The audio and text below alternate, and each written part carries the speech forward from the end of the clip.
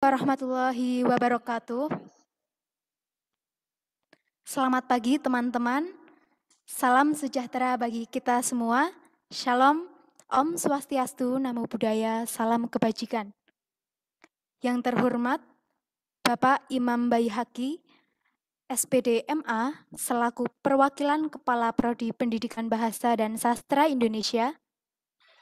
Yang kami hormati Faisal Hendrawan Dwi Janarko, selaku Ketua Hima Prodi Pendidikan Bahasa dan Sastra Indonesia. Yang kami hormati Najla Hanani, selaku Ketua Panitia Workshop Kritik Estetik. Yang kami sayangi dan banggakan teman-teman panitia yang tidak bisa saya sebutkan satu persatu. Dan selamat datang kepada seluruh peserta workshop Kritik Estetik yang berbahagia. Puji syukur senantiasa kita ucapkan kehadirat Allah Subhanahu wa Ta'ala yang telah melimpahkan rahmat serta hidayahnya sehingga kita dapat berkumpul di tempat ini secara daring dalam keadaan sehat. Tak lupa Muhammad Shallallahu Alaihi Wasallam yang telah berkenan menghadiri workshop kritik estetik kekeluarnya.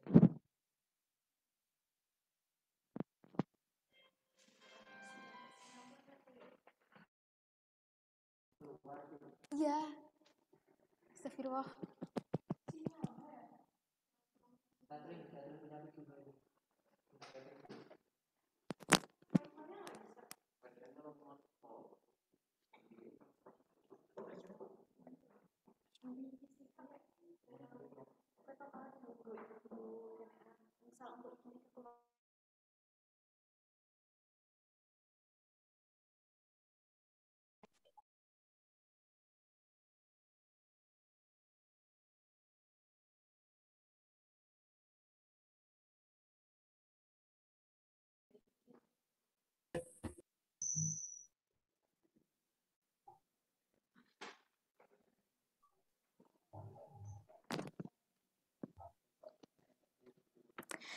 Terima kasih kepada seluruh hadirin yang telah berkenan menghadiri workshop kritik estetik yang diselenggarakan oleh Hima Prodi Pendidikan Bahasa dan Sastra Indonesia Universitas Tidar.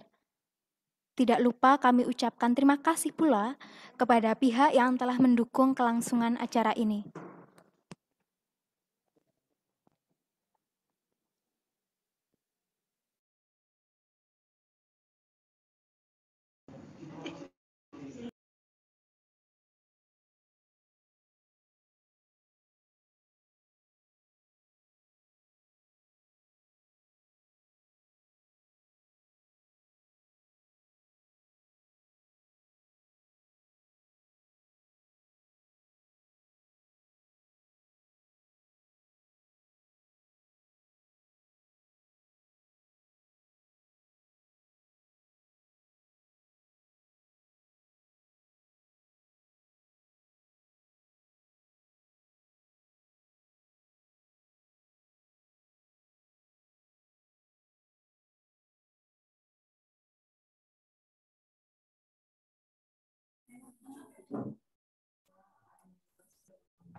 Dalam rangka memperingati hari lahirnya Pancasila 2022, Hima Prodi PBSI Universitas Tidar menyelenggarakan workshop kritik estetik dengan tema reparasi kritikus di dunia cyber, gerak jiwa muda menginterpretasikan Pancasila.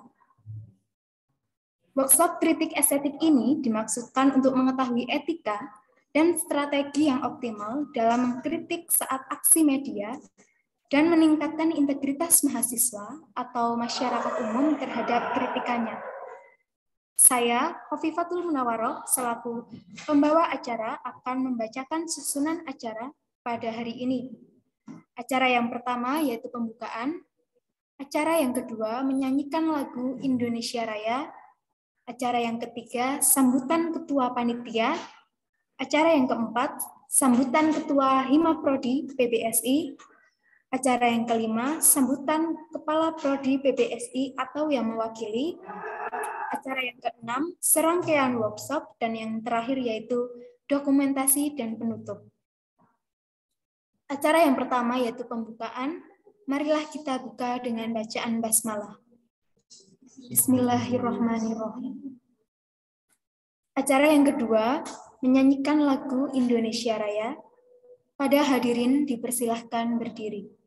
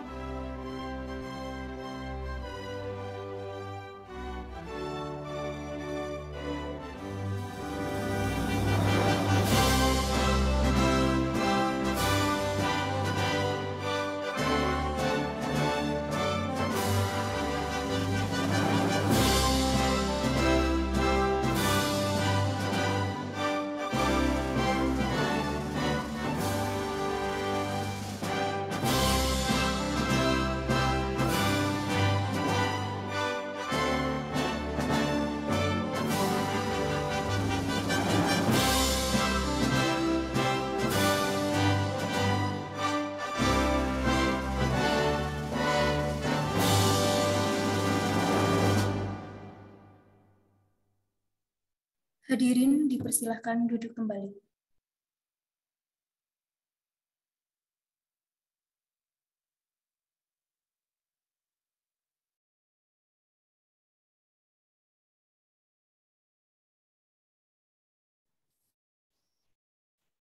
Acara yang ketiga yaitu sambutan.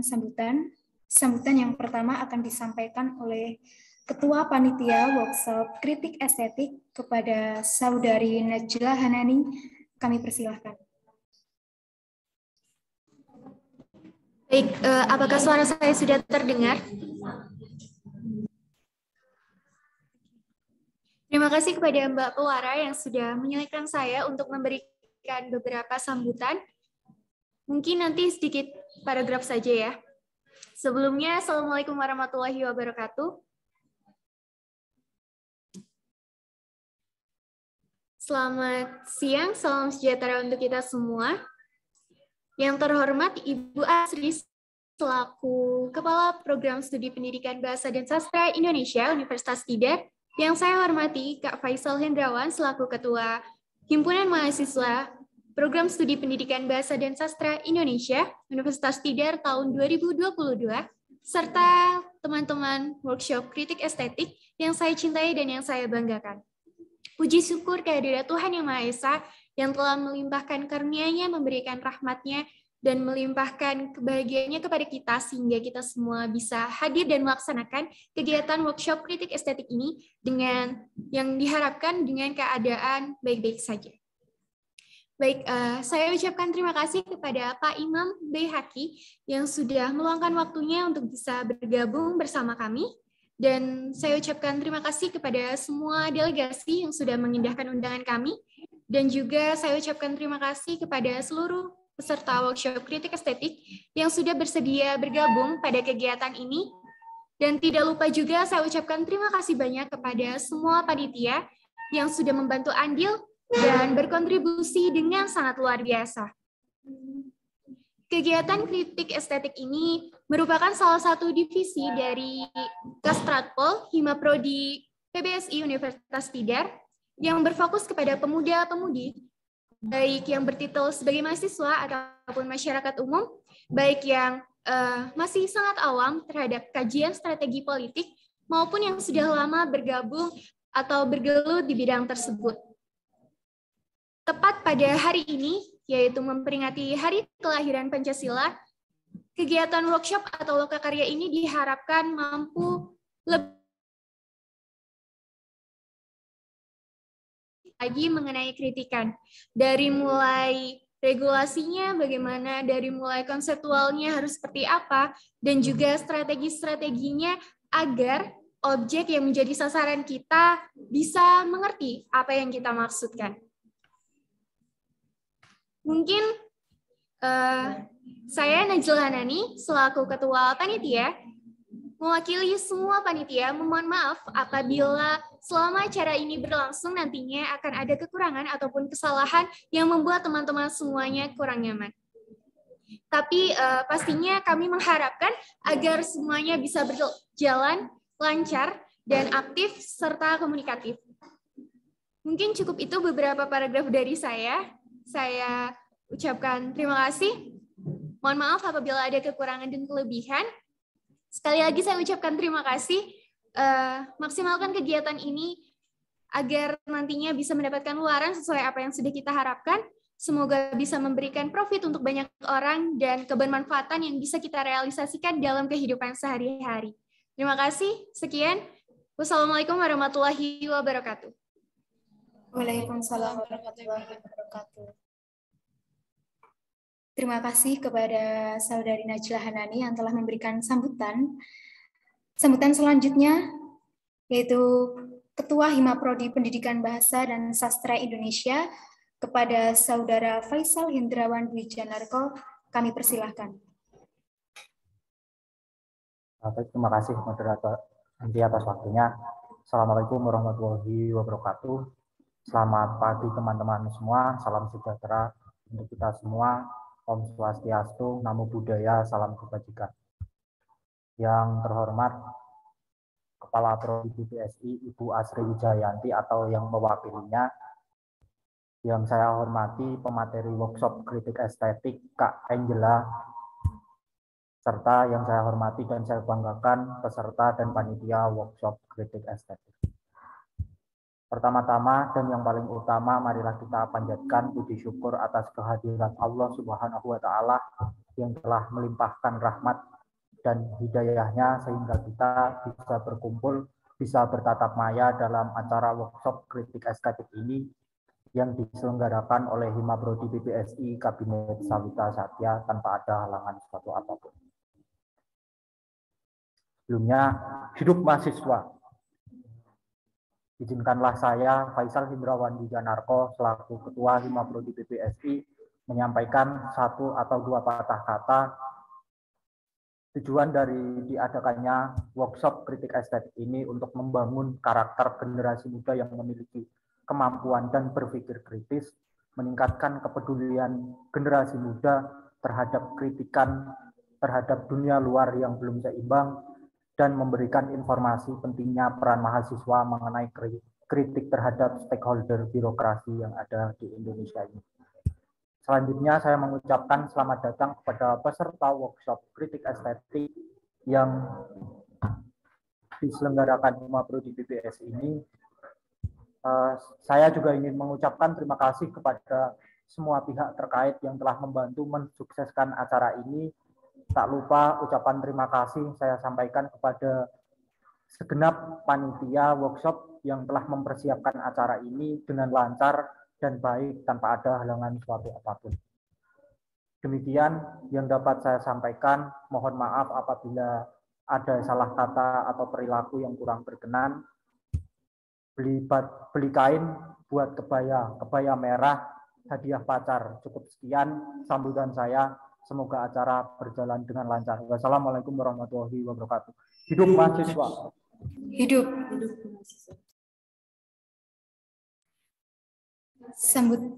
Terima kasih kepada Kak Faisal Hendrawan selaku Ketua Himaprodi Pendidikan Bahasa dan Sastra Indonesia atas sambutannya.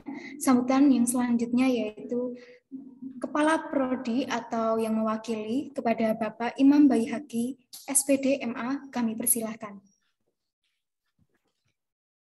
Baik, terima kasih atas waktu dan kesempatan yang telah diberikan oleh pewara. Yang terhormat pemateri pada pagi hari ini, Ibu Angela Augusta Laksana, yang kami hormati Mas Faisal Hendrawan selaku Ketua Himpunan Mahasiswa Pendidikan Bahasa dan Sastra Indonesia Universitas Tidar, yang kami hormati para panitia dan para peserta yang berbahagia.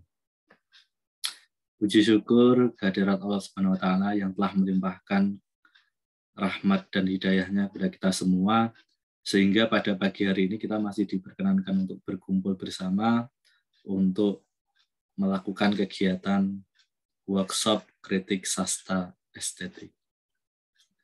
Salat serta salam semoga senantiasa tercurah kepada junjungan kita Nabi Muhammad SAW yang telah membawa kita dari zaman jahiliyah menuju zaman yang lebih cerah. Para mahasiswa yang berbahagia, pada pagi hari ini kita akan bersama-sama melaksanakan kegiatan workshop ya. Workshop itu artinya apa? Workshop itu adalah pelatihan. Pelatihan yang nantinya para mahasiswa tidak hanya sekadar menyimak, kalian tidak hanya sekadar menjadi pendengar saja, tetapi nanti output dari workshop itu adalah menciptakan sebuah produk. Yang nantinya produk tersebut diharapkan bisa mendukung indikator kinerja utama universitas, terutama di bagian publikasi mahasiswa, karena ini nanti juga sangat relevan dengan kritik sastra estetis, di mana nanti para mahasiswa bisa melakukan hasil akhir berupa kritik sastra ya, artikel kritik sastra yang bisa dibukukan, dimasukkan menjadi bunga rampai atau proceeding, ber-ISBN, ataupun dimasukkan ke dalam jurnal ilmiah mahasiswa. Tentunya dengan adanya workshop kritik sastra estetis ini nanti akan secara sistematis dan masif menambah jumlah publikasi mahasiswa terutama di Prodi Pendidikan Bahasa dan Sastra Indonesia Universitas Tidar. Kemarin Bu Asri menyampaikan bahwa tidak bisa hadir karena ada kegiatan lain, lalu meminta bantuan saya untuk memberikan sambutan sekaligus membuka jalannya acara ini. Nah, oleh karena itu, silakan para peserta dapat menikmati acara ini dengan nyaman, dengan lancar, dengan sungguh-sungguh ya. Karena nanti ya banyak hal yang akan dikupas tuntas berkaitan dengan reparasi kritikus di dunia cyber. Tentunya menarik karena kita sudah memasuki zaman era digital, zaman 4.0, di mana segala sesuatu yang berkaitan dengan produk, terutama kritik sastra, artikel sastra itu sudah berbau digital.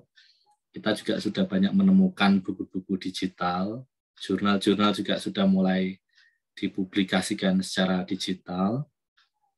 Oleh karena itu, artikel-artikel ilmiah dan juga kritik sastra ini juga menarik juga untuk kita bincangkan secara digital. Bahkan penyelenggaraannya pun juga secara digital, secara online seperti itu.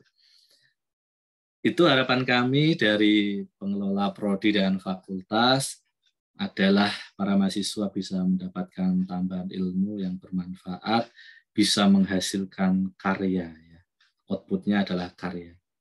Jangan pernah lelah untuk berkarya. Jangan pernah berhenti untuk berkarya dan menorehkan prestasi.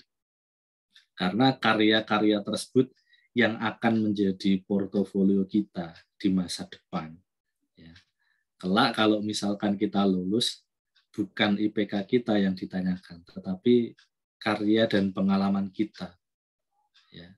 Sejauh mana karya yang telah kita torehkan, prestasi yang telah kita torehkan, sebanyak apa pengalaman yang telah kita dapatkan. Saya juga berkali-kali menjadi interview, wawancara bagi para dosen, tendik, ataupun pegawai-pegawai yang akan masuk. Ya tentunya pertanyaan IPK itu tidak pernah muncul. Ya. Yang paling banyak dan sering adalah pengalaman yang telah kalian jalani itu apa. Pengalaman, prestasinya apa, karyanya apa. Nah, itu. Jadi momen saat ini merupakan momen-momen di mana kalian bisa mencetuskan karya ya. Jadikan acara ini sebagai salah satu kawah condro di muko untuk menggodok keterampilan kalian di dalam menulis estetis, melakukan kritik sastra estetis di tengah zaman yang digital. Mungkin itu saja sambutan yang dapat saya sampaikan. Saya mewakili Fakultas Keguruan dan Ilmu Pendidikan serta Program Studi Pendidikan Bahasa dan Sastra Indonesia dengan ini membuka acara workshop kritik sastra estetis dengan tema Reparasi Kritikus di Dunia Cyber, Gerak Jiwa Muda Menginterpretasikan Pancasila. Selamat menjalani acara ini, semoga lancar, dan kalau bisa nanti juga saya akan ikut menyimak. Kalau tidak bisa nanti akan saya live, tapi nanti saya sih yang akan kegiatannya. Ya nanti sebisa mungkin saya akan menyimak kegiatan ini sampai selesai. Itu saja yang dapat saya sampaikan pada pagi hari ini, semoga bermanfaat. Kalau tadi Mas Faisal juga memberikan pantun, saya juga akan memberikan pantun. Sego kupat jangane santen, menawi kathah lepat kula nyuwun pangapunten. Burung irian, burung cendrawasih, cukup sekian dan terima kasih. Assalamualaikum warahmatullahi wabarakatuh. Selamat pagi dan salam sejahtera untuk kita semua. Waalaikumsalam warahmatullahi wabarakatuh. Terima kasih kepada Bapak Imam yang sudah mewakili dari Kepala Prodi Pendidikan Bahasa dan Sastra Indonesia.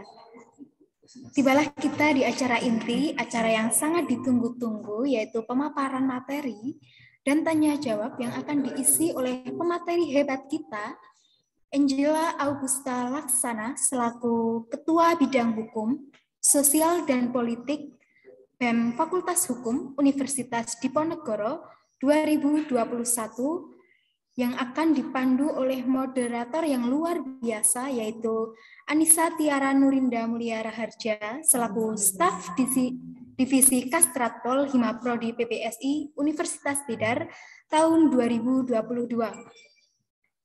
Namun sebelumnya saya akan membacakan CV dari Kak Anissa Tiara. Nama Anissa Tiara Nurinda Mulia Raharja, alamat Samba Utara nomor 441 Gelangan, Kota Magelang, Jawa Tengah. Riwayat akademis SMK Negeri 1 Kota Magelang, Universitas Tidar. Pengalaman organisasi, staf Divisi Kastratpol Himaprodi PBSI, dan Ketua Divisi Penyiar Radio Universitas Tidar.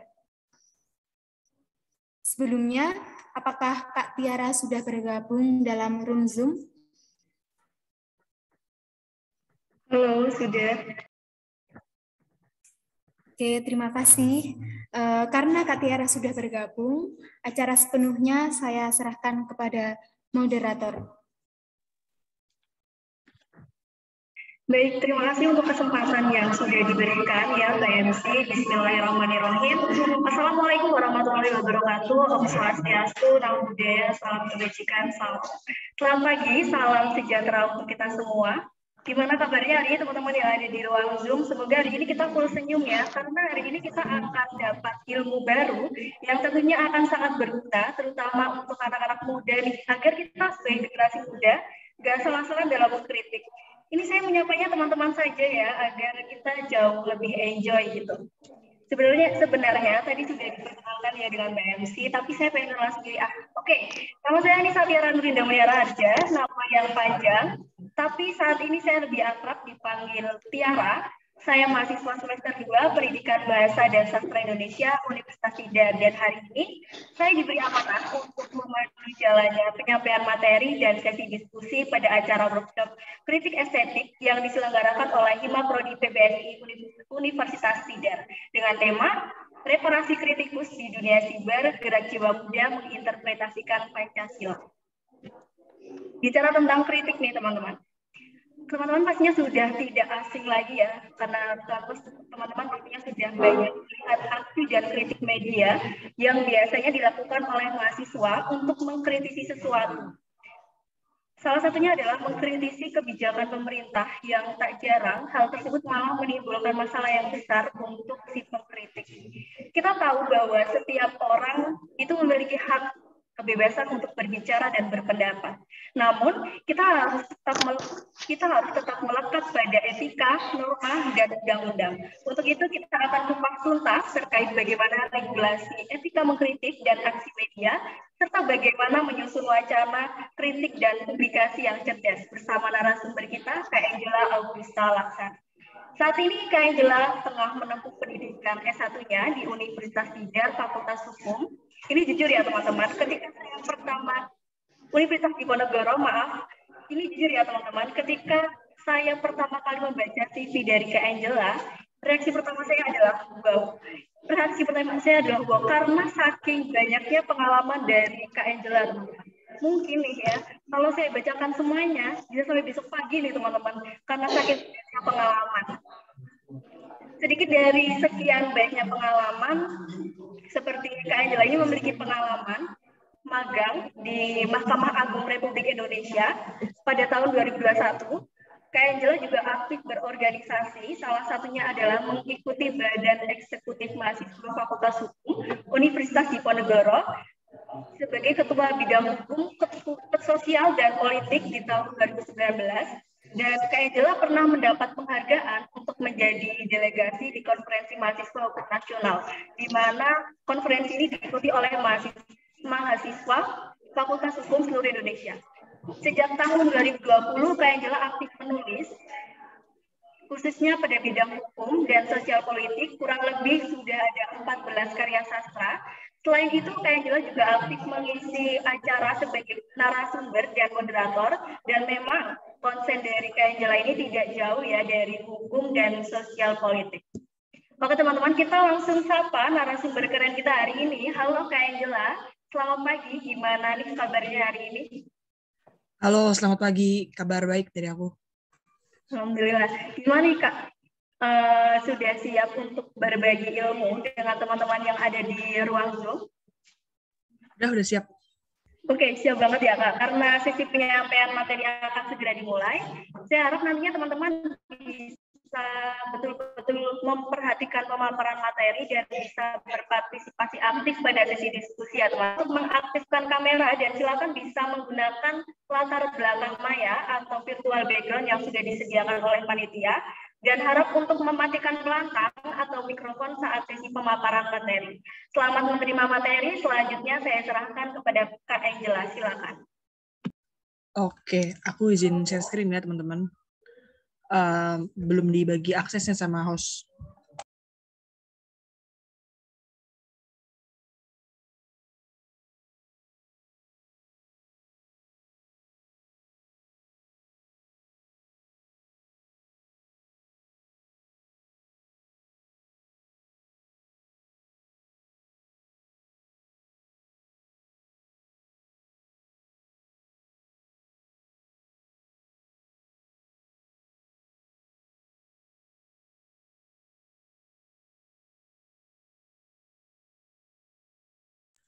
Oke, udah kelihatan belum PPT aku? Sudah terlihat, Kak. Oke. Assalamualaikum warahmatullahi wabarakatuh. Shalom, Om Swastiastu, Namo Buddhaya, salam kebajikan, dan salam sejahtera untuk kita semua. Semoga dimanapun teman-teman berada, senantiasa dalam keadaan yang sehat selalu. Dalam kesempatan hari ini, di tepat tanggal 1 Juni 2022, aku kira dalam kesempatan yang sangat baik, dan menjadi sebuah kehormatan untuk aku sendiri, karena hari ini bisa ngobrol-ngobrol sekaligus sharing-sharing ke teman-teman tentang bagaimana mengkritik di dunia siber gitu ya, atau mungkin kalau dalam ranah gerakan mahasiswa itu lebih dikenal dengan propaganda dalam media. Nah, oleh karena itu sebelumnya aku ingin memperkenalkan diri terlebih dahulu. Kenalin teman-teman, salam kenal. Aku Angela Augusta Laksana, teman-teman bisa panggil aku Angela. Aku sekarang mahasiswa aktif Fakultas Hukum Undip angkatan 2019, kira-kira sekarang lagi menempuh semester 6.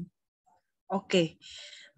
Pembahasan kita hari ini ada beberapa poin, terdiri dari bagaimana konsepsi hak atas kebebasan berekspresi dan berpendapat warga negara, hingga nanti contoh ilustrasi dan propaganda media, serta contoh tulisan yang sudah pernah dipublikasikan oleh Bidang Hukum Sosial Politik BEM Fakultas Hukum Universitas Diponegoro tahun 2021. Oke, bicara mengenai kritik di dunia siber, atau bahkan kritik secara luas, gitu ya, bukan hanya di dunia maya, tapi juga di dunia nyata, maka hal ini berkaitan erat dengan bagaimana konsepsi hak atas kebebasan berekspresi dan berpendapat warga negara yang sebenarnya itu diatur dalam beberapa peraturan perundang-undangan, misalnya di pasal 19 DUHAM atau Deklarasi Universal Hak Asasi Manusia, atau mungkin lebih kita sering kenal dengan Universal Declaration of Human Rights, gitu ya, yang pasal 19-nya menyatakan setiap orang berhak atas kebebasan mempunyai dan mengeluarkan pendapat. Dalam hal ini termasuk kebebasan menganut pendapat tanpa gangguan dan untuk mencari, menerima, dan menyampaikan keterangan-keterangan dan pendapat dengan cara apapun dan dengan tidak memandang batas-batas.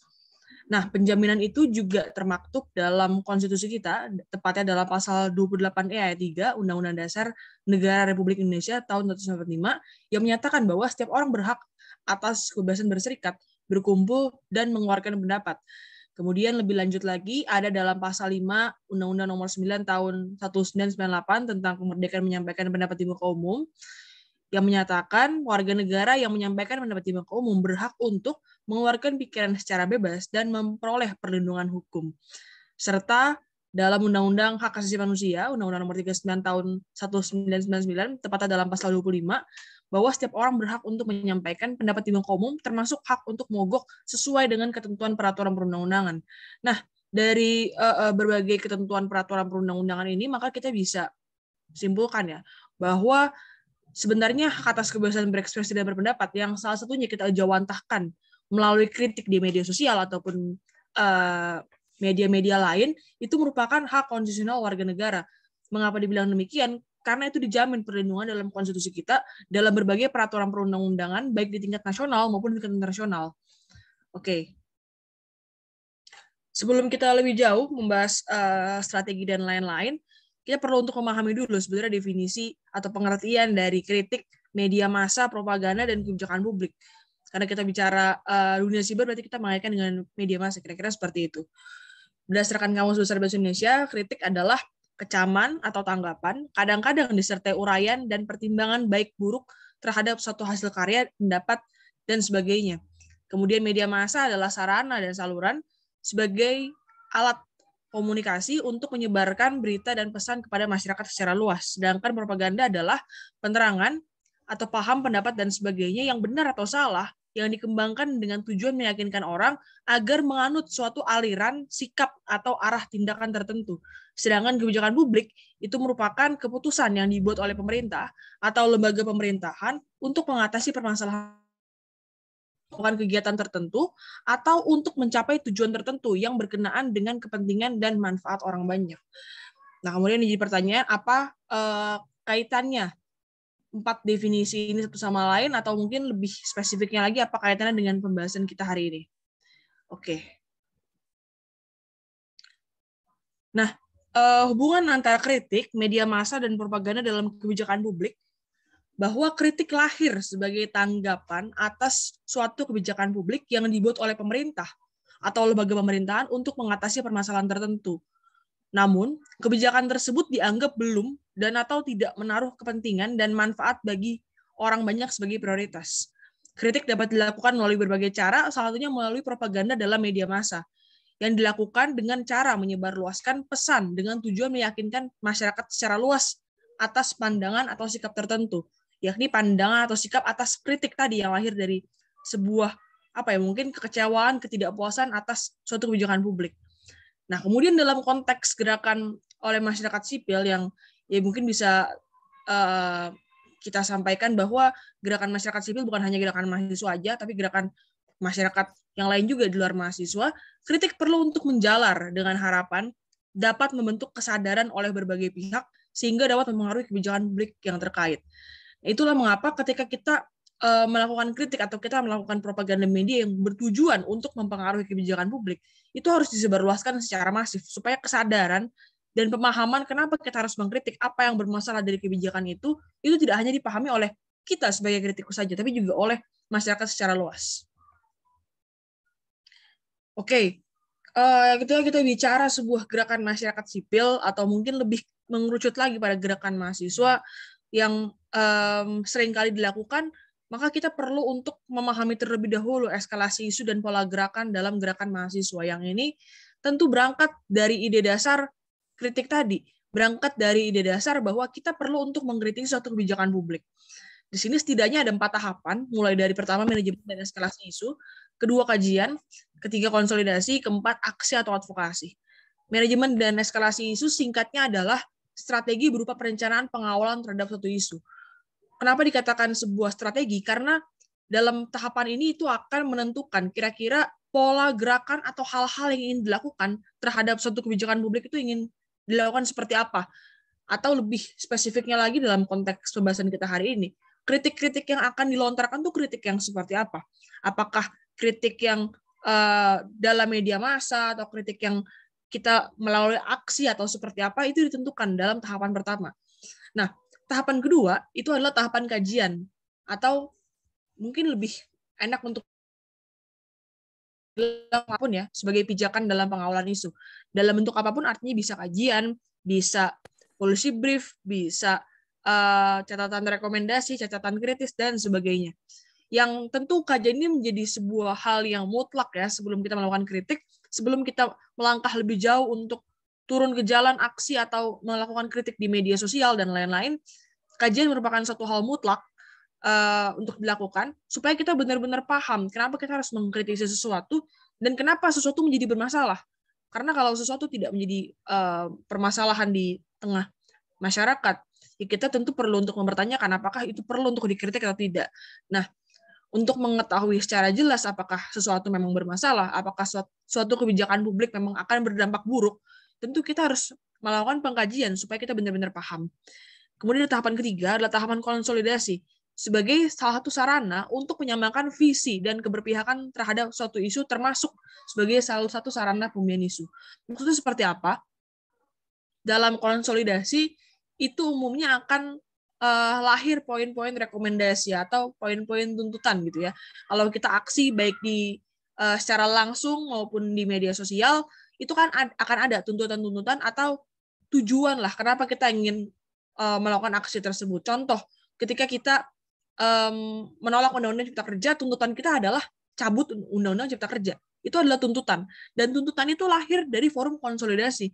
Karena udah ada kesamaan keberpihakan, kesamaan visi, bahwa suatu kebijakan publik bernama Undang-Undang Cipta Kerja itu bermasalah. Dan karena permasalahan itu, maka dilakukan sebuah konsolidasi dan menghasilkan tuntutan, yaitu untuk mencabut Undang-Undang Cipta Kerja. Kemudian di tahapan keempat, teman-teman bisa lihat di antara tahapan ketiga dan keempat, ini ada sikap ya. Yang mana sikap ini tentu sesuai dengan apa yang menjadi tuntutan di tahapan sebelumnya. Tahapan keempat bisa aksi, bisa advokasi, atau mungkin lebih sering kita istilahkan sebagai puncak dari perencanaan pengawalan suatu isu atau juga sebagai goal setting atau tujuan dari pengawalan isu. Nah, ini berkaitan sekali antara 4 tahapan ini, karena di tahapan keempat, aksi atau advokasi, itu merupakan langkah yang sebenarnya sudah bisa kita perkirakan dari awal, bahwa apa langkah yang ingin kita capai. Kita ingin melakukan aksi atau kita ingin melakukan advokasi. Tentu itu harus disesuaikan ya, disesuaikan dengan kira-kira akan lebih berdampak yang mana, akan lebih berguna yang mana gerakan kita ketika kita melakukan aksi atau advokasi. Ketika misal dalam konteks kita ingin mengkritik sebuah kebijakan publik yang dibuat oleh pihak yang memang ya mungkin bisa dikatakan cukup kooperatif, bisa berkompromi, mau menerima audiensi dan lain-lain, maka di situ kita paham bahwa advokasi adalah langkah yang bisa ditempuh. Sedangkan sebaliknya, kalau kita sudah ingin mengajukan audiensi berkali-kali dan lain-lain tidak bisa diterima, maka kita paham bahwa aksi baik secara langsung maupun media sosial diharapkan menjadi cara yang lebih mampu untuk membuat gerakan kita berdampak. Nah, tadi sudah sempat disinggung sebelumnya bahwa kajian sebenarnya hal yang sangat fundamental gitu ya sebelum kita melakukan kritik, sebelum kita melangkah lebih jauh dalam proses gerakan ini. Dan ada setidaknya 4 alasan dari 4 perspektif mengapa kita perlu kajian. Pertama, secara individu atau bagi kita sendiri sebagai penulis kajian ya, kajian bisa menjadi salah satu cara untuk membangun kerangka berpikir penulis. Maksudnya seperti apa? Ketika kita ingin menulis, kita ingin menyusun kajian, maka kita akan mencoba untuk riset dan memahami suatu permasalahan yang ada. Dari riset itu kita akan membuka pemahaman-pemahaman baru yang bisa jadi sebelumnya kita belum paham, tapi kita menjadi paham karena kita menulis kajian tersebut, karena kita melakukan riset. Artinya itu untuk membangun cara pikir kita terhadap suatu isu. Kemudian, menulis kajian juga artinya sebagai bentuk pertanggungjawaban akademis mahasiswa sebagai kaum intelektual. Mungkin teman-teman sering sekali mendengar bahwa mahasiswa ini adalah agent of change, iron stock, social control, dan lain-lain, yang intinya menitik beratkan bahwa mahasiswa ini punya peran sebagai intelektual, peran sebagai orang-orang yang dianggap bergerak selalu dengan ranah-ranah intelektual.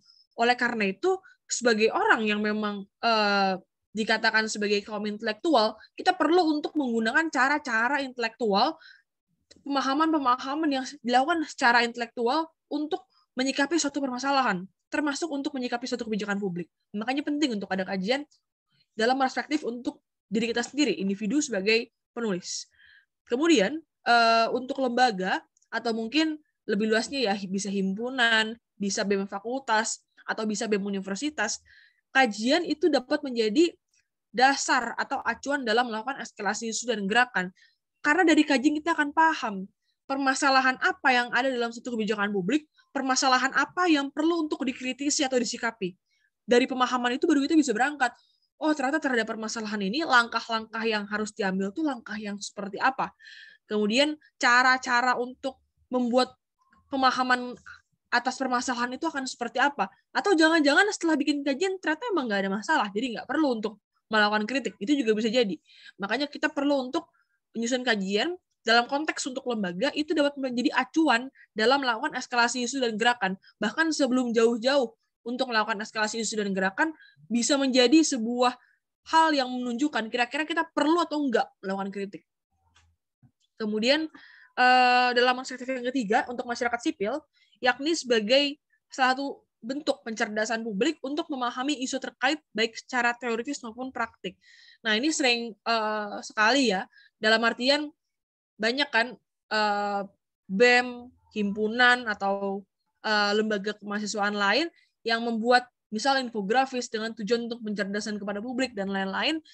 Karena apa? Karena itu sangat berkaitan dengan poin pertama tadi, yaitu peran kita sebagai kaum intelektual. Oleh karena itu, hal-hal yang berkaitan dengan pencerdasan publik, bagaimana menyebarluaskan kepada publik terkait dengan permasalahan yang ada, atau lebih luasnya lagi, menyebarluaskan kepada publik terkait analisis yang udah kita susun terhadap suatu masalah, itu menjadi penting.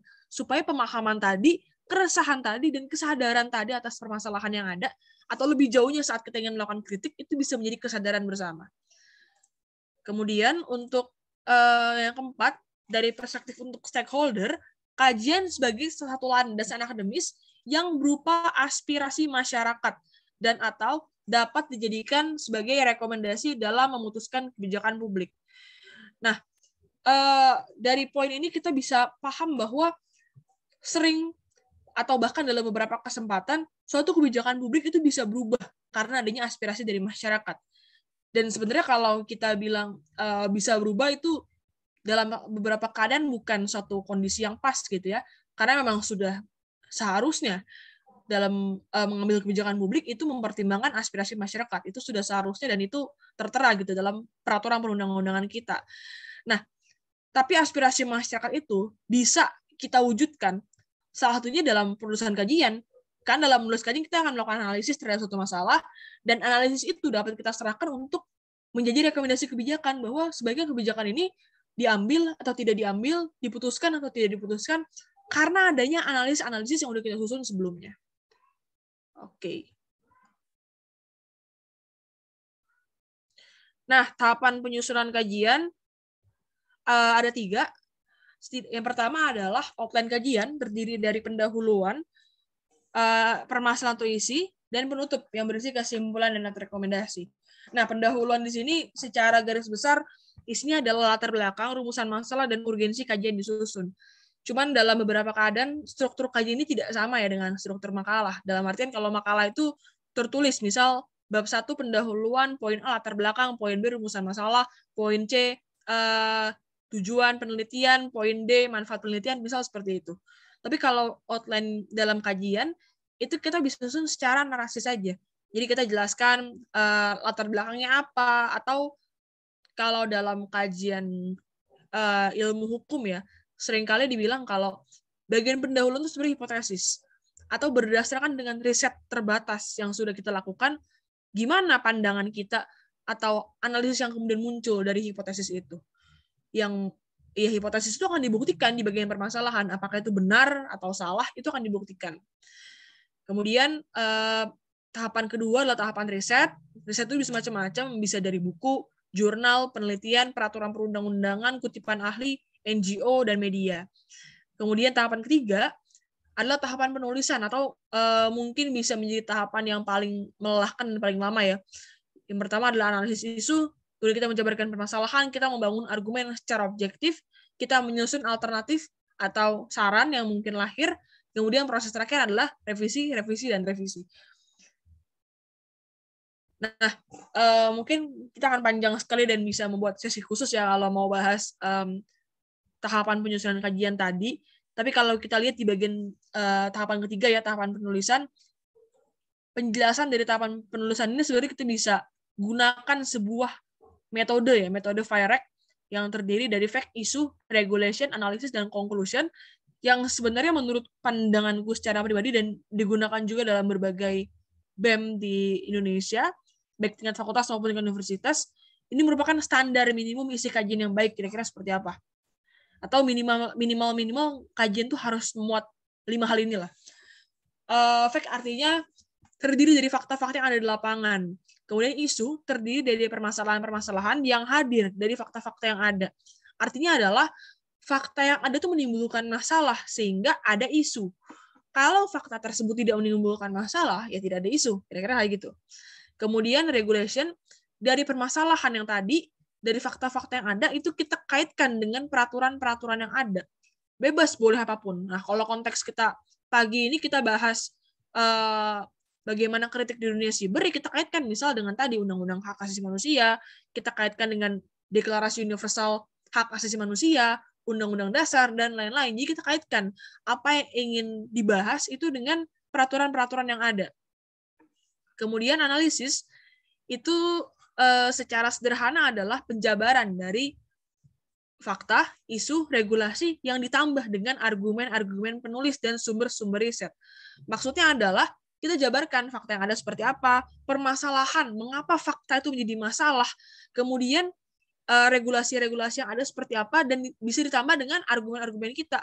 Argumen kita kan nggak harus dari peraturan ya, bisa jadi hasil wawancara dengan masyarakat, bisa jadi hasil wawancara dengan media-media lain. Nah, kemudian poin terakhir adalah conclusion atau konklusi. Nah, ini pada intinya adalah menjawab secara final isu yang ada dalam permasalahan dan memberikan rekomendasi atau saran. Kalau dalam outline kajian tadi berarti itu di penutup yang berisi kesimpulan dan rekomendasi. Nah, setelah kita bahas bagaimana kajian sebagai di tahapan kedua, kita masuk ke tahapan ketiga dalam eskalasi isu dan pola gerakan, yaitu konsolidasi, penyatuan visi dan arah gerak. Pernah nggak coba kita refleksikan mengapa reformasi di korupsi aksi tahun 2019 mungkin teman kuliah mahasiswa baru gitu, tapi mungkin itu menjadi sebuah aksi yang paling besar ya di sejak aksi tahun 98. Kita pernah nggak merefleksikan kenapa reformasi di korupsi itu bisa loh satu Indonesia nolak revisi undang-undang KPK, atau kenapa bisa ya reformasi di korupsi tuntutannya di seluruh Indonesia itu ada tuntutan 7+1. Nah, itu kenapa tuntutan bisa sama padahal wilayahnya beda-beda? Karena ada konsolidasi jawabannya. Ada konsolidasi secara nasional yang itu menyatukan sikap-sikap dari elemen-elemen yang ada. Ya, elemen-elemen itu bisa macam-macam. Bisa mahasiswa, entah bentuknya BEM, atau mungkin organisasi ekstra, atau mungkin himpunan, atau lembaga-lembaga lain. Nah, adanya kesatuan sikap bahwa kita harus bergerak, kita harus mengkritisi suatu permasalahan, itu yang kemudian dilahirkan dalam forum konsolidasi. Kalau tadi sudah sempat disinggung, dari konsolidasi itu akan lahir tuntutan, yang mana tuntutan itu sebenarnya berupa kritikan, apa yang ingin kita lakukan, apa yang ingin kita tuju dari melakukan sebuah kritikan itu. Nah, setelah itu, dalam forum konsolidasi juga kita akan menentukan langkah lanjutan, kita pengen aksi atau advokasi. Nah, ini mungkin jadi pertanyaan ya, Kak, tadi kan di tahapan pertama itu kita udah bahas, Kak, kalau kita harus bisa merencanakan semua dari awal. Terus kenapa langkah aksi atau advokasi itu baru bisa ditentukan di tahapan konsolidasi? Secara sederhana jawabannya adalah karena dalam konsolidasi yang terlibat bukan hanya satu lembaga, bukan hanya satu elemen. Bahkan untuk konsolidasi tingkat universitas pun, itu terdiri bukan cuma dari satu fakultas aja, tapi dari banyak fakultas.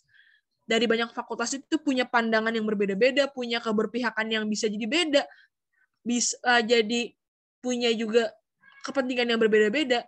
Makanya perlu untuk dirumuskan kira-kira langkah lanjutan secara bersama-sama yang akan dilakukan itu langkah yang mana.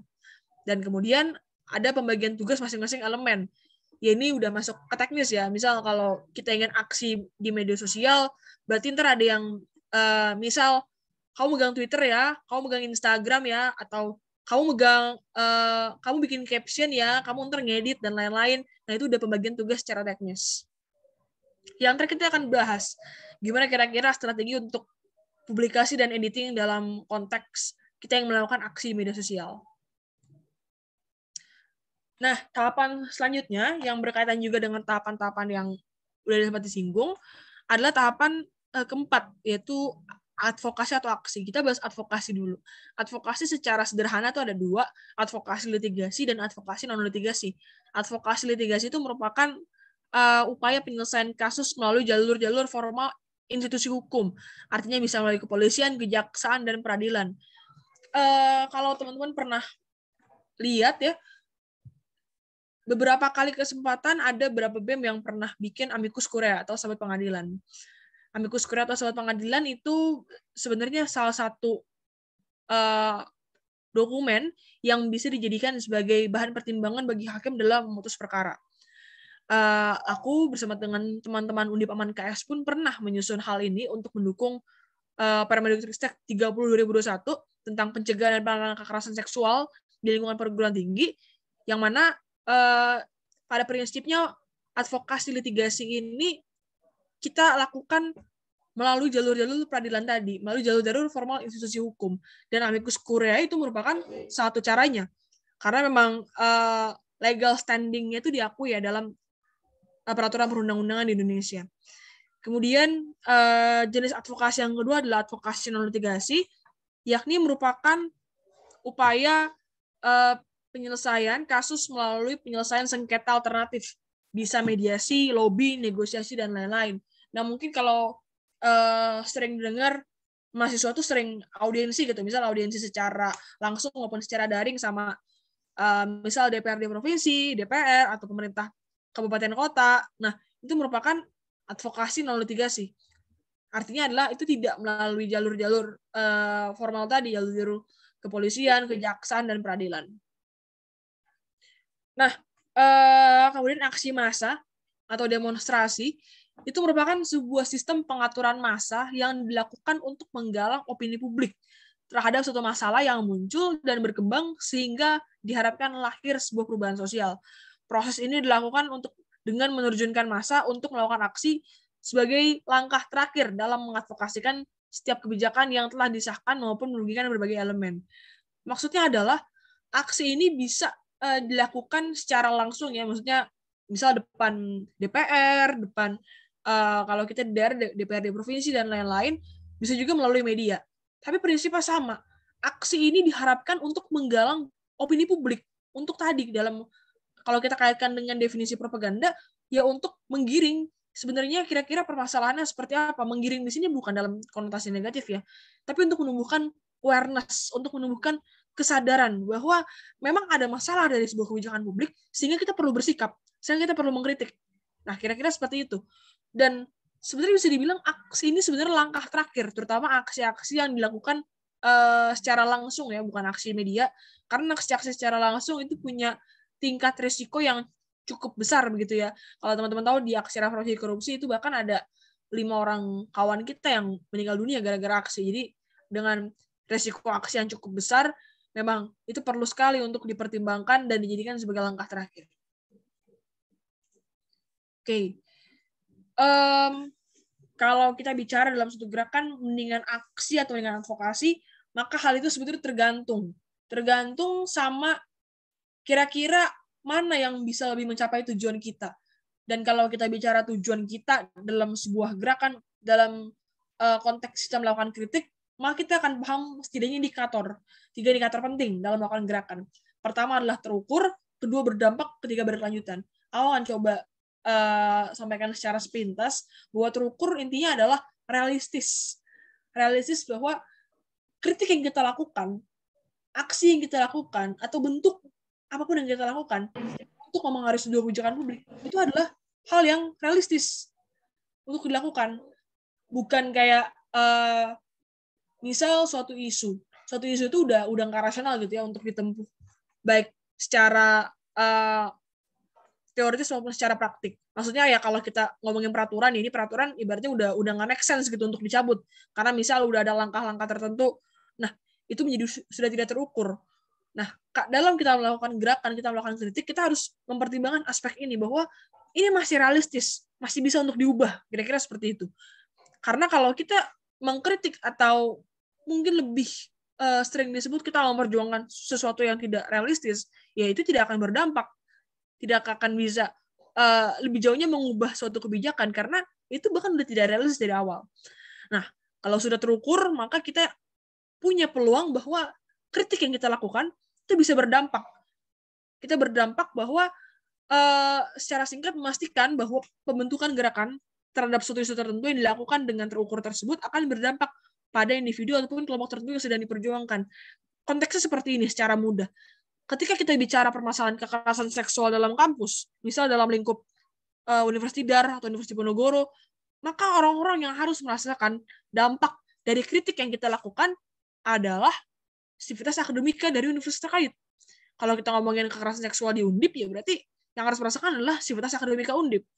Kalau kita ngomongin misal kasus Wadas ya, masalah Wadas yang ramai beberapa waktu lalu, maka yang harus merasakan dampak dari kritik kita adalah masyarakat Wadas untuk mengubah kebijakan publik yang akan berdampak bagi kehidupan mereka.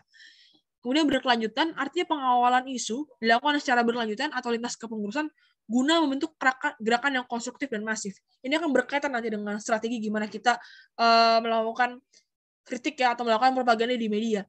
Karena memang setahun kepengurusan itu sebenarnya terlalu singkat ya untuk kita bisa melakukan kritik atau gerakan yang sampai benar-benar berdampak.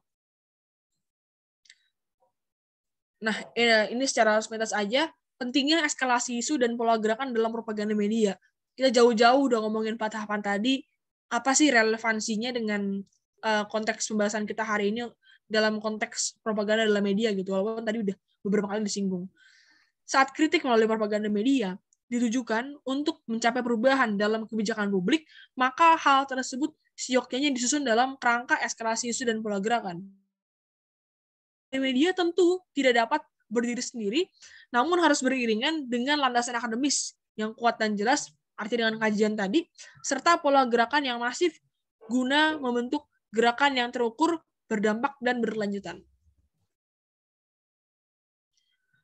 Nah, kita udah mulai masuk secara teknis ya, strategi menyusun dan menggunakan media massa. Enggak senang.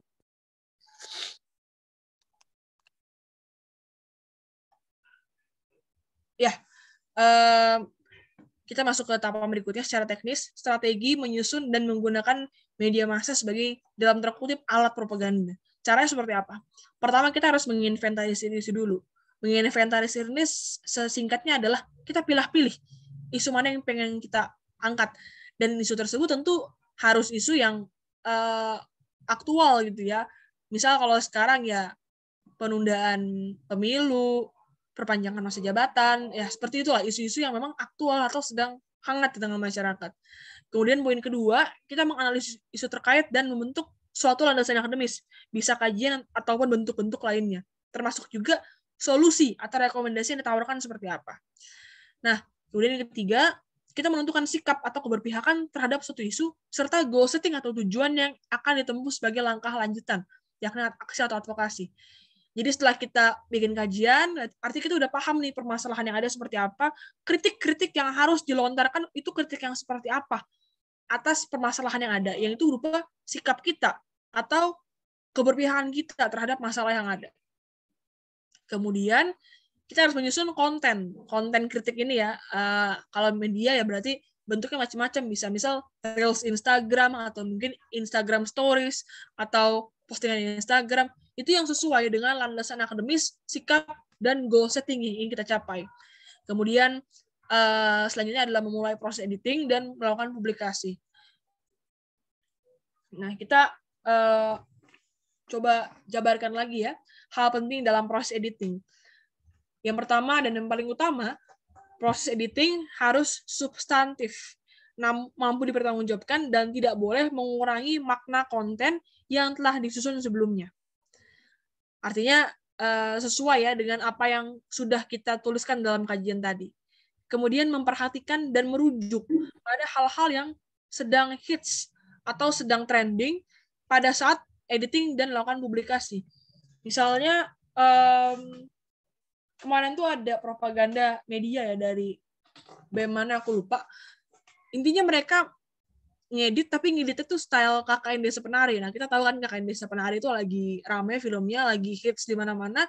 Mereka menggunakan dalam tanda kutip tema KKN Desa Penari untuk melakukan kritik, dan itu menjadi cukup banyak menarik atensi publik karena cara-cara editing yang mereka lakukan itu menggunakan hal-hal yang sedang trending saat itu atau sedang banyak diperbincangkan oleh masyarakat. Nah, kemudian yang ketiga, dalam melakukan editing kita juga perlu untuk memperhatikan penggunaan font, warna, dan tata letak untuk membuat masyarakat secara luas nyaman untuk melihat. Walaupun sebenarnya indikator nyaman dalam melihat ini juga abstrak ya. Cuman yang bisa kita sampaikan kayak misal warna jangan yang terlalu terang, terus penggunaan misal font itu juga jangan yang terlalu apa ya? Misal font yang huruf Latin dan lain-lain yang sekiranya itu bisa mempersulit pembaca untuk memahami apa yang kita sampaikan dalam editing itu.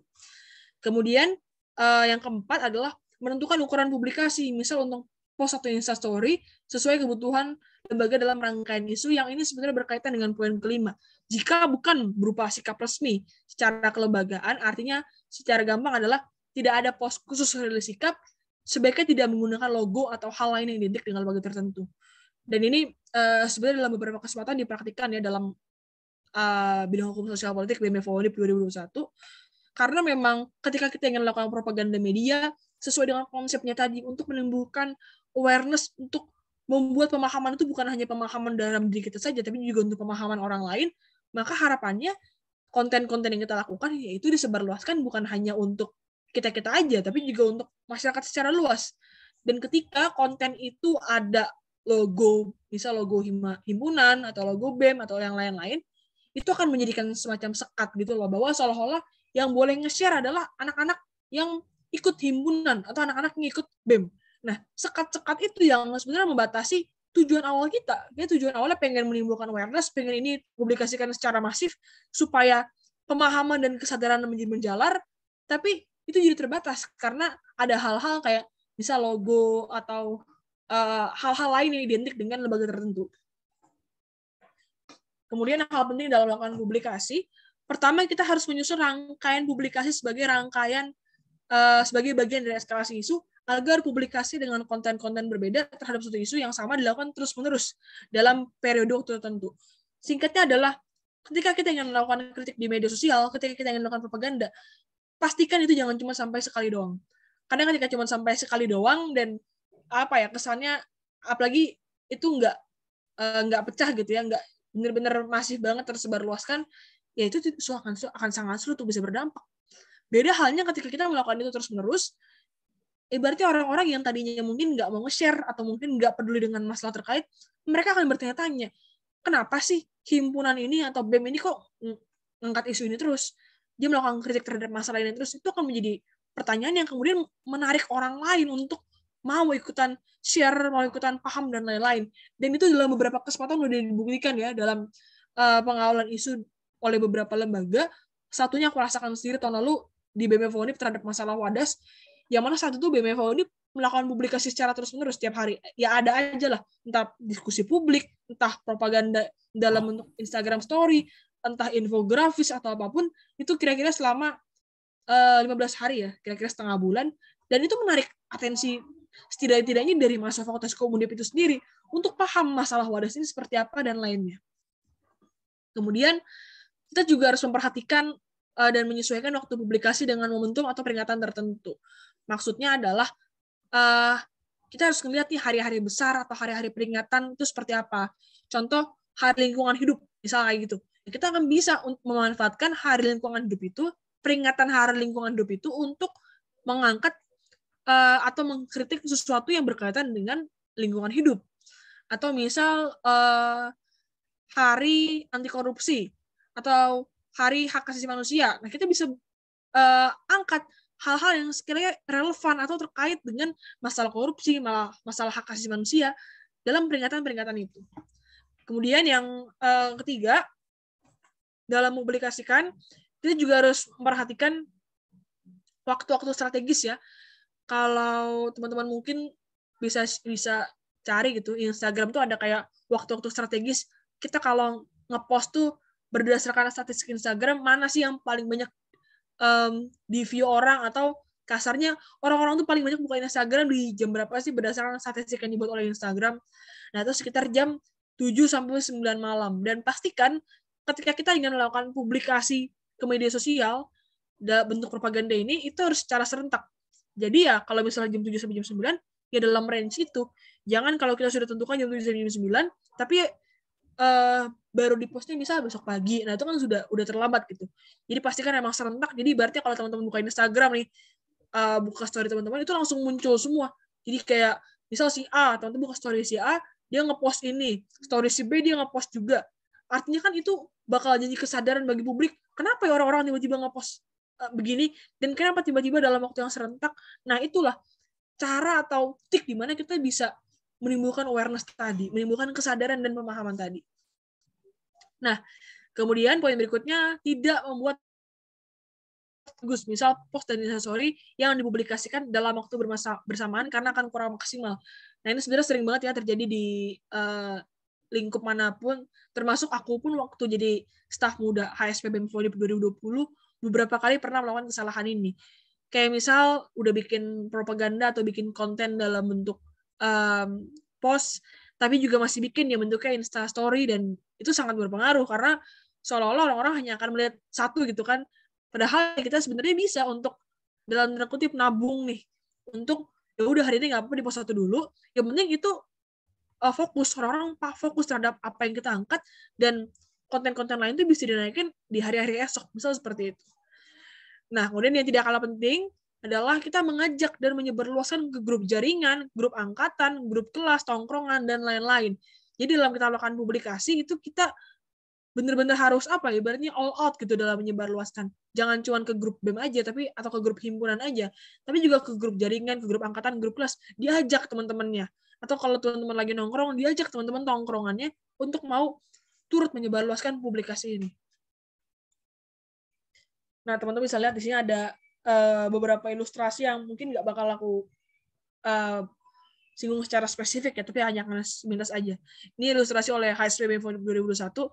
Teman-teman bisa lihat di yang paling kiri yang ada tulisan Undang-Undang Minerba. Ini ceritanya bapak-bapak yang kepalanya ada emas, ini adalah oligarki gitu, hasil oligarki. Dan kenapa dibilang emas? Karena Minerba ini berkaitan dengan pertambangan gitu kan. Jadi apa yang waktu itu dikritik oleh HSP BEM 2021 soal Undang-Undang Minerba, revisi Undang-Undang Minerba, itu relevan dengan editing konten ini, bahwa ya ini dianggap sebagai oligarki yang kebijakan itu menyulitkan dalam tanda kutip masyarakat menengah dan kecil seperti yang di bawah-bawah ini. Kemudian itu ditujukan karena memang mindset atau pemikirannya itu berkaitan dengan pertambangan dan lain-lain. Kemudian yang di tengah itu ada masalah Wadas. Masalah Wadas ini kenapa ditulis Bapak Pembangunan Reborn? Karena kalau kita tahu masalah Wadas itu berawal dari adanya proyek strategis nasional yang tentu itu untuk membangun suatu proyek gitu ya. Kalau konteks Wadas untuk membangun bendungan benar. Makanya dibilang Bapak, kenapa harus ada Pak Jokowi, Pak Luhut, dan Pak Ganjar? Karena inilah 3 stakeholder yang itu terkait. Nah, kemudian yang ketiga ini agak keras ya. Tulisannya Serikat Duit Rakyat berharap selamat gitu. Ini Juliari Batubara, kalau teman-teman tahu, mantan Mensos yang korupsi bansos gitu. Kalau nggak salah dia pernah minta untuk diringankan hukuman atau dibebaskan gitu. Jadi ya menjadi tidak relevan, dia sudah ambil uang rakyat masa pandemi dikorupsi, tapi masih pengen bebas. Nah, kemudian ilustrasi ini juga, aku juga singgung sepintas soal PPKM. Nah, ini teman-teman bisa lihat kalimatnya agak keras ya, kesengsaraan di tengah kelaparan dan ketidakpastian, karena memang waktu itu dengan adanya korupsi bansos dan lain-lain, itu kan membuat ya masyarakat ini semakin sengsara, karena apa yang seharusnya menjadi bantuan, apa yang seharusnya menjadi hak masyarakat menjadi terhambat gitu kan penyalurannya. Kemudian ini yang tengah mungkin bisa dibilang salah satu konten HSP BEM-FODI 2021 yang paling keras gitu ya, satu yang paling keras. Oke. Karena di sini menulis masih pemerintah MOP, sederet investasi yang dilakukan oleh pemerintah. Di sini momentumnya pas gitu ya, momentum April MOP sekitar tanggal 1 atau 2 April, dan sengaja April dicoret diganti dengan begini. Dan dalam konten ini menunjukkan bagaimana misal pemerintah mengatakan apa, tapi penerapannya apa, dan lain-lain. Kemudian ini berkaitan ya, kalau yang karena ini berkaitan juga sama konteks kebangsaan kita hari ini, susahnya berekspresi di negeri penuh janji. Artinya adalah, walaupun penjaminan atas kebebasan berekspresi dan berpendapat itu dijamin dalam undang-undang dasar kita, dalam berbagai peraturan perundang-undangan yang ada, bahkan pejabat-pejabat pemerintahan kita juga sering bilang, boleh kok melakukan kritik dan lain-lain, tapi ternyata banyak orang-orang yang melakukan kritik tapi direpresi dan sebagainya, makanya muncullah konten seperti ini. Nah, kemudian ini juga beberapa konten lagi soal tes wawasan kebangsaan KPK yang ini agak keras ya, kayak bersediakah untuk menjadi istri kedua dan lain-lain, karena memang itu pertanyaan-pertanyaan yang ada di tes wawasan kebangsaan KPK, kayak kamu bersedia nggak jadi istri kedua, kalau menikah seperti apa, dan lain-lain. Kemudian ini yang 3 terakhir, ini pengen aku tunjukin teman-teman. Kalau kita melakukan propaganda di media atau kita melakukan kritik di media, itu kita juga perlu menyesuaikan dengan momentum-momentum tertentu. Kayak misal waktu itu HSP BEM-FODI 2021 melakukan kritik terhadap tragedi reformasi korupsi, Semanggi II, dan Tanjung Priuk. Nah, ini masing-masing dipost pada waktu momentum itu. Tanjung Priuk pas tepat 37 tahun, Semanggi pas tepat 22 tahun, reformasi korupsi ini pas tepat 3 tahun berarti ya. 2 tahun kalau tahun kemarin. Nah, ini ilustrasi lagi. Ini juga agak keras ya. Ngucapin selamat ulang tahun ke COVID, kan waktu itu pertama kali COVID masuk di Indonesia tanggal 2 Maret 2020 kalau nggak salah. Dan tahun lalu tuh udah setahun COVID di Indonesia. Kemudian ini juga masalah Wadas dan masalah penggusuran pertamanan. Nah, yang ingin aku sampaikan dari berbagai ilustrasi itu adalah it's really fine untuk bikin kritik yang nakal, untuk bikin kritik yang mungkin kalau teman-teman tahu tahun lalu tuh sempat viral juga kritiknya BEM-UI yang the king of lip service. Nah, itu kan kasar banget dan banyak yang bilang ini kok mahasiswa bikin kritik seperti ini. Tapi itu menjadi tidak masalah ketika itu memang sesuai dengan kenyataan yang ada, sesuai dengan fakta yang ada, itu menjadi tidak masalah. Nah, kalau kita bicara kritik, tadi juga kita bicara kajian, ini ada beberapa kajian dari HSP BEM-FODI 2021 yang barangkali bisa teman-teman akses kalau berkenan, barangkali bisa menjadi rujukan untuk melakukan kajian dan lain-lain.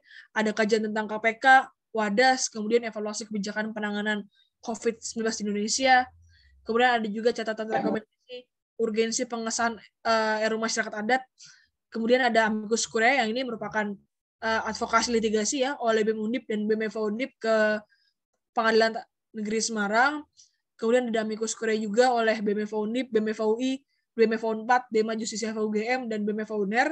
Waktu itu bikin amicus curiae juga masalah WADAS dan diserahkan ke PT UN Semarang.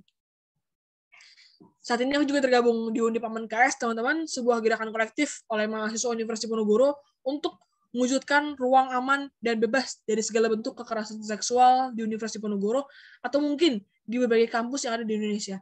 Dan ini 2 publikasi yang sudah pernah dilakukan oleh Undip Aman KS. Yang pertama adalah amicus curiae atau surat pengadilan. Ini diserahkan ke Mahkamah Agung Republik Indonesia untuk mendukung Permendikbudristek 30/2021 sebagai solusi kampus aman dan bebas kekerasan seksual, serta ada publikasi lain mengenai catatan kritis terhadap draft rancangan peraturan rektor Undip tentang pencegahan dan penanganan kekerasan seksual di lingkungan Universitas Diponegoro. Tulisan lain, sekiranya berkenan, boleh teman-teman akses di 2 link ini.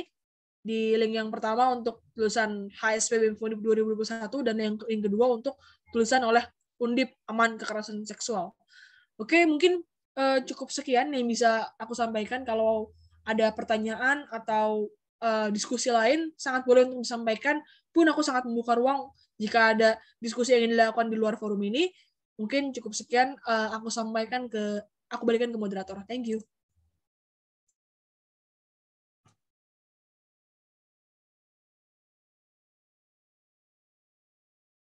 Seperti baik pemaparan materi yang luar biasa ya teman-teman. Terima kasih sekali untuk Kak Angela atas pemaparan materinya. Untuk selanjutnya kami membuka sesi diskusi untuk 3 orang pertama.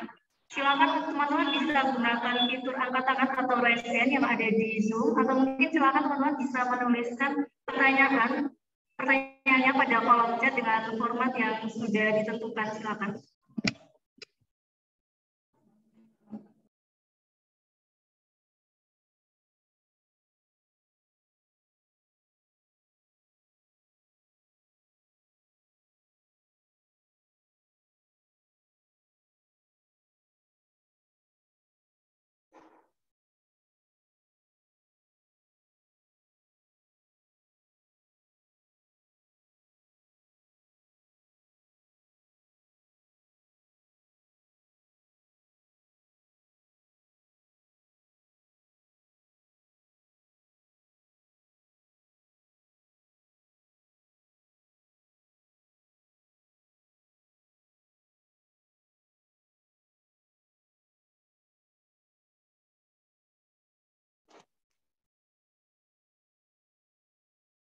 Atau mungkin saya ingin bertanya nih Kak.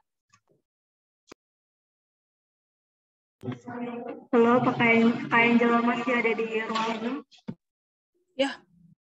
Ya masih ada. Oke Kak, satu pertanyaan saya yaitu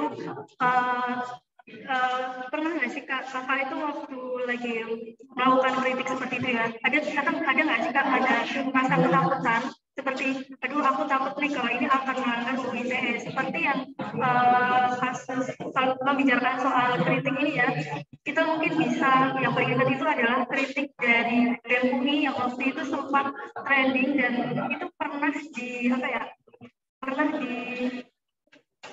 diancam kalau itu akan melanggar UU ITE yang kalau nggak salah yang scheme conflict service atau apa seperti itu. Begitu Pak. Oke, terima kasih untuk pertanyaannya. Pertanyaan cukup bagus gitu ya. Sebenarnya kalau kita coba, ini kita bahasnya agak ke hukum gitu untuk bisa menjabarkan secara lebih jelas. Tapi kan kalau kita mengkritik, waktu itu kalau nggak salah BEM UI itu mereka the king of lip service pakai foto Jokowi gitu kan, yang mana konteksnya Jokowi dikasih mahkota gitu-gitu sebagai kepala negara sekaligus kepala pemerintahan.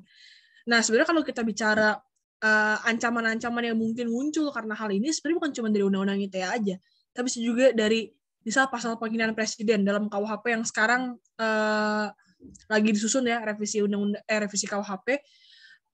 Dan kalau kita bicara seperti itu, maka kita akan paham bahwa ketika kita misal mengkritik atau kritikan itu dianggap sebagai penghinaan terhadap misal ke presiden, itu akan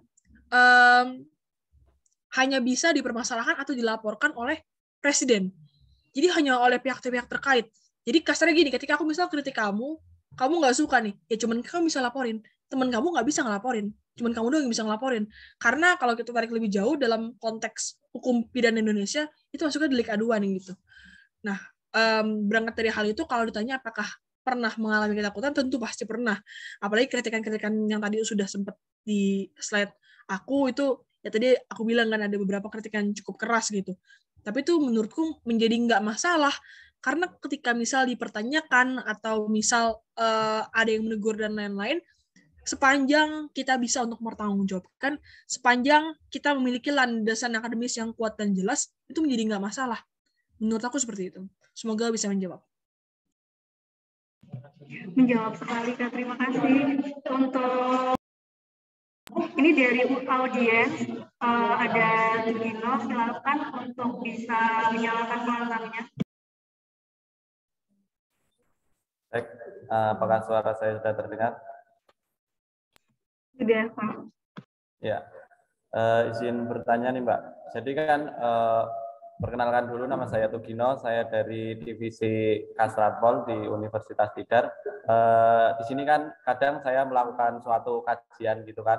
Nah, tapi kan kasusnya ini kan misalkan pada suatu saat ini kasusnya lagi hangat, tapi kan kita kajian itu membutuhkan beberapa waktu gitu kan untuk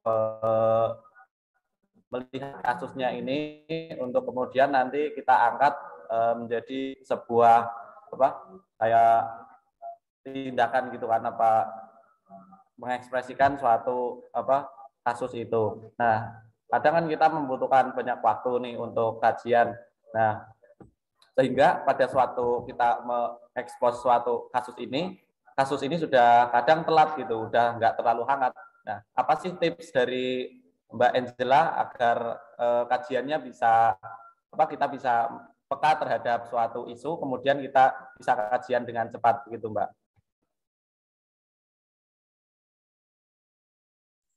Oke, ini aku langsung izin jawab aja ya, moderator. Oke, langsung izin untuk menjawab. Terima kasih, Mas, sebelumnya untuk pertanyaannya.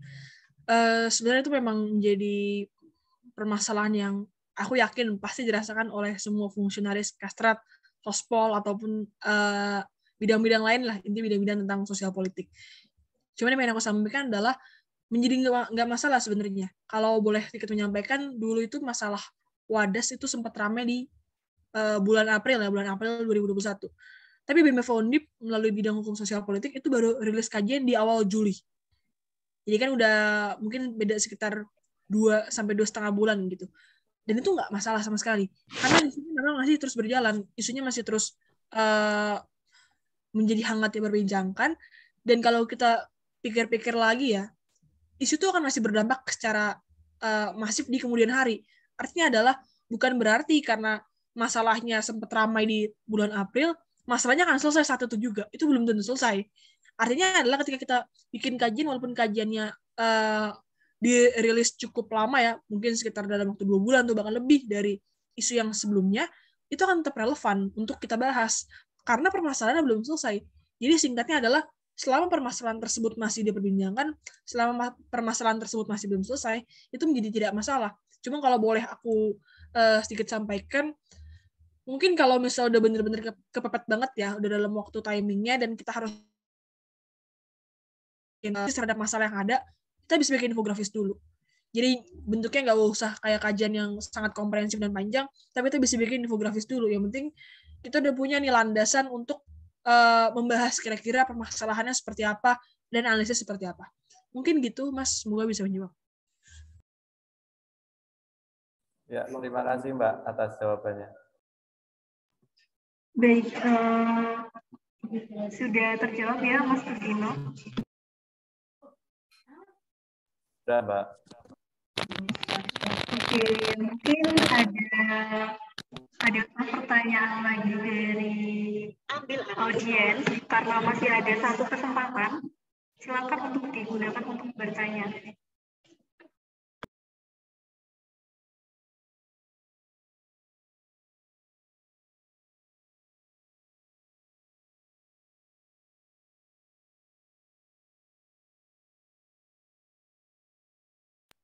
Baik, sepertinya sudah tidak ada lagi ya. Semoga teman-teman tidak menyesal karena tidak bertanya, karena sesungguhnya malu bertanya akan satu jalan. Baik, sepertinya sudah tidak ada pertanyaan lagi. Terima kasih sekali untuk Kak Angela atas pemaparan materinya. Tentu apa yang sudah dibagikan oleh Kak Angela ini sangat bermanfaat untuk kami yang berada di waktu. Kalau boleh sedikit saya simpulkan, dalam manajemen dan instalasi isu itu ada strategi perencanaan yang dilakukan seperti apa? Seperti kajian. Lalu ada landasan akademis, konsolidasi, penyamaan visi, aksi atau advokasi, yaitu puncak pengawalan atau goal setting. Lalu mengapa kita perlu melakukan kajian? Karena secara individu itu cara membangun kerangka pikir agar muncul pemahaman baru. Untuk lembaga itu sebagai dasar melakukan aspirasi untuk masyarakat, sebagai pencerdasan publik untuk memahami isu terkait, untuk stakeholder sebagai landasan akademis aspirasi masyarakat untuk memutuskan kebijakan baru. Lalu untuk strategi menyusun, yaitu ada menginventariskan isu atau isu yang aktual, yang saat ini sedang hangat, menganalisis isu, menentukan sikap keberpihakan, menyusun muatan konten dengan landasan akademis, sikap dan goal setting, editing, publikasi, dan ketika kita akan melakukan editing dan publikasi itu juga ada hal-hal yang perlu untuk diperhatikan seperti itu ya. Nah teman-teman, ada satu hal lagi nih yang perlu di-mention. I love you. Terima kasih telah berpartisipasi aktif pada sesi pemaparan materi dan diskusi. Saya sebagai moderator mohon maaf apabila ada kekurangan. Dan silakan ambil apabila ada kelebihannya. Saya Anissa Tiara pamit undur diri. Sampai jumpa di acara keren selanjutnya. Wassalamualaikum warahmatullahi wabarakatuh. Tetap sehat dan tetap semangat. Acara saya kembalikan ke MC. Waalaikumsalam warahmatullahi wabarakatuh. Terima kasih kepada Kak Tiara yang telah memandu jalannya pemaparan materi serta tanya jawab pada acara kali ini. Serta saya ucapkan terima kasih kepada Kak Angela Augusta Laksana yang telah memberikan materi yang sangat luar biasa. Semoga ilmu yang kita peroleh sangat bermanfaat bagi kita semua. Workshop ini berharap bisa memberikan luaran yang positif, sehingga kita dapat menerapkan materi yang sudah narasumber sampaikan guna menambah pengetahuan perihal etika dan strategi yang optimal dalam mengkritik aksi media. Nah, maka dari itu ada challenge nih untuk peserta workshop, yaitu membuat aksi media. Nah, nantinya bagi karya terbaik akan mendapatkan reward dari panitia acara kali ini. Untuk ketentuan nanti akan di-share oleh panitia di WhatsApp group, seperti itu. Baiklah, sampailah kita di penghujung acara. Saya mengingatkan lagi terkait dengan presensi. Untuk seluruh peserta bisa melakukan presensi. Link presensi ada di kolom chat Zoom.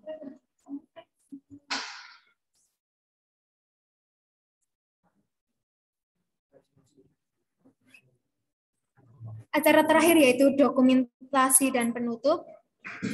Kepada si PDD, saya persilahkan.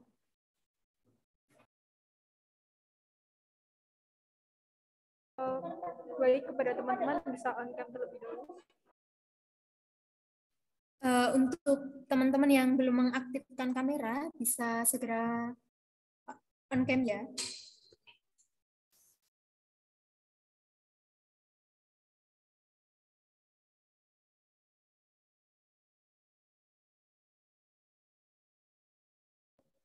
Satu, dua, tiga. Selanjutnya, satu, dua, tiga. Selanjutnya lagi. Satu, dua, tiga. Untuk yang terakhir, satu, tiga. Oke, terima kasih.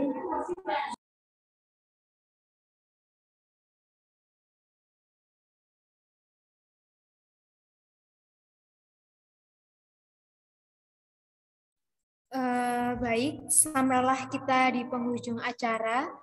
Saya mengucapkan terima kasih kepada semua pihak yang terlihat pada acara workshop kritik estetik. Semoga ilmu yang telah disampaikan dapat berguna dan bermanfaat untuk kita semua maupun yang akan datang. Saya selaku pembawa acara pada acara hari ini pamit undur diri dan saya mengucapkan mohon maaf yang setulus-tulusnya apabila ada tutur kata yang kurang berkenan. Saya Hafifatul Munawaroh, pamit undur diri dan sampai jumpa. Wassalamualaikum warahmatullahi wabarakatuh. Terima kasih, Kak. Terima kasih teman-teman panitia. Terima kasih. Terima kasih. Terima kasih teman-teman. Terima kasih, Kak. Terima kasih teman-teman. Terima kasih, Jen.